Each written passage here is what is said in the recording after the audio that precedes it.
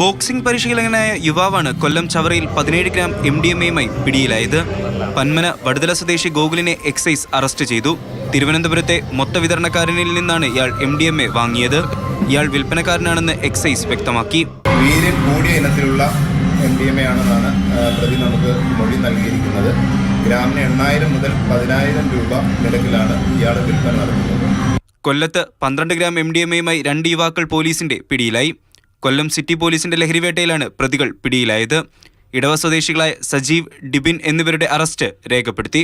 വയനാട് സുൽത്താൻ ബത്തേരിയിൽ കോളേജ് വിദ്യാർത്ഥികളിൽ നിന്ന് കഞ്ചാവ് മിഠായി പിടികൂടി.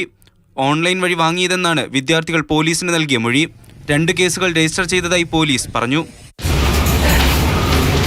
ഇടുക്കിയിൽ 2 കിലോ കഞ്ചാവുമായി 19-കാരൻ പിടിയിലായി. ഇരുമ്പ് പാലത്തിന് സമീപം നടത്തിയ വാഹന പരിശോധനയ്ക്കിടെയാണ് രാജാക്കാട് ചെരുപ്പുംപുറം സ്വദേശി അഭിനന്ദ് എക്സൈസിന്റെ പിടിയിലായത്.